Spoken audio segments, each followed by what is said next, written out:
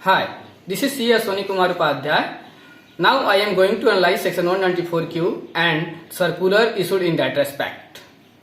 194Q क्या कहता है? 194Q कहता है कि कोई भी पर्सन जो बायर है वो परचेज करता है कोई भी गुड्स 50 लाख रुपए से अधिक का किसी भी रेसिडेंट सेलर से, तो उसको डिडक्ट करना होगा टीडीएस जब वो अमाउंट को क्रेडिट करेगा या पेमेंट करेगा जो भी अर्लियर हो उस समय 0.1% से जो सम 50 लाख से अधिक है उस पे।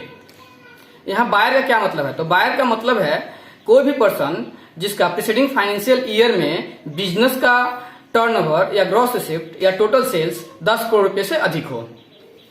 अब हम बात करते हैं जो 50 लाख रुपए का थ्रेशोल्ड है सेक्शन 194Q में, उसके बारे में। सेक्शन 194Q इफेक्टिव हुआ है 1 जुलाई 2021 से। तो ठीक है, अगर कोई भी बायर कोई भी अमाउंट पे किया है या क्रेडिट किया है सेलर को 1 जुलाई 2021 से पहले, तो उस पे 194Q के तहत टीडीएस को डिडक्ट नहीं किया जाएगा।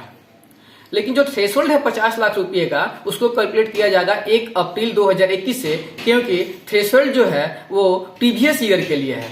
एग्जाम्पल के लिए, अगर कोई भी बायर सेलर को पेमेंट किया हो या क्रेडिट किया हो 50 लाख रुपया या उससे अधिक 30 जून 2021 तक, तो उस केस में 1 जुलाई 2021 या उसके बाद अगर कोई भी अमाउंट पे करता है या क्रेडिट करता है उस सेलर को, तो उस पर वो डिडक्ट करेगा टीडीएस 0.1% से। अब हम बात करते हैं जीएसटी कंपोनेंट पर टीडीएस का क्या होगा। तो यहाँ दो सिचुएशन है।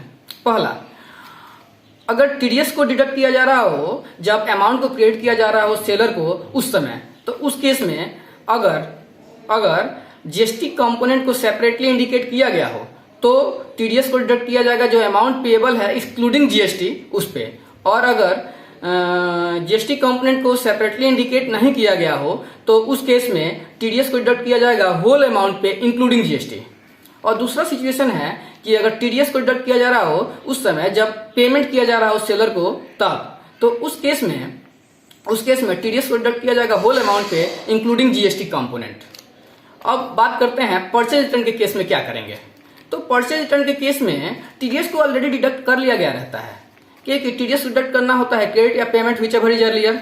तो परचेज रिटर्न के केस में जो टीडीएस डिडक्ट किया गया है उसको एडजस्ट किया जाएगा जब नेक्स्ट परचेज किया जाएगा सेम सेलर से उसके अगेंस्ट। अब कुछ सिचुएशन है जिसमें 194Q अप्लीकेबल नहीं होगा, उसके बारे में डिस्कस करते हैं। सेक्शन 194Q अप्लीकेबल नहीं होगा कुछ सिचुएशन में। पहला सिचुएशन, अगर टैक्स डिडक्टिबल हो इस एक्ट के किसी भी दूसरे प्रोविजन के तहत, तब। दूसरा, अगर टैक्स कलेक्टिबल हो सेक्शन 206C के तहत accept sub section 1H of section 206C।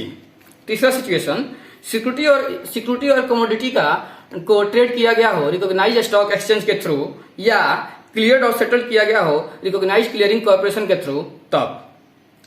चौथा सिचुएशन है, इलेक्ट्रिसिटी, रिन्यूएबल एनर्जी सर्टिफिकेट और एनर्जी सेविंग सर्टिफिकेट को ट्रेड किया गया हो पावर एक्सचेंज के थ्रू जो रजिस्टर्ड हो सीआरसी के रेगुलेशन 21 के तहत, तब।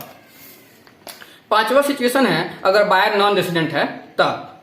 छठा सिचुएशन है, अगर सेलर का इनकम एग्जेम्प्ट है अंडर सेक्शन 10 के तहत या किसी भी दूसरे एक्ट के तहत जैसे कि आरबीआई एक्ट, तब। सातवां सिचुएशन है कि बायर का ईयर ऑफ इनकॉर्पोरेशन है, तब। तो ये जो 7 सिचुएशन है इसमें सेक्शन 194Q अप्लीकेबल नहीं होगा। अब हम बात करते हैं section 194O sub section 1H of section 206C और सेक्शन 194Q के क्रॉस एप्लीकेशंस का। तो पहला, अगर कोई सेम ट्रांजेक्शन फॉल करता हो सेक्शन 194O में भी और सेक्शन 194Q में भी, तो उस सिचुएशन में टीडीएस को डिडक्ट किया जाएगा 194O के तहत और 194Q के तहत टीडीएस डिडक्ट नहीं किया जाएगा।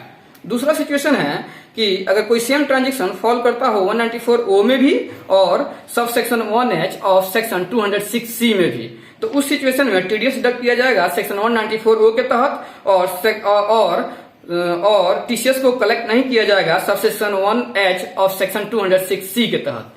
तीसरा सिचुएशन है इसमें कि अगर सेम ट्रांजेक्शन फॉल करता हो सेक्शन 194Q में भी और sub section 1H of section 206C में भी, तो इस केस में टीडीएस को डिडक्ट किया जाएगा 194Q के तहत और टीसीएस कलेक्ट नहीं किया जाएगा 1H ऑफ सेक्शन 206C के तहत। लेकिन अगर किसी भी रीजन से सेलर कलेक्ट कर लेता है टीडीएस को डिडक्ट, बायर के द्वारा टीडीएस को डिडक्ट करने से पहले, तो उस केस में टीडीएस फिर डिडक्ट नहीं किया जाएगा।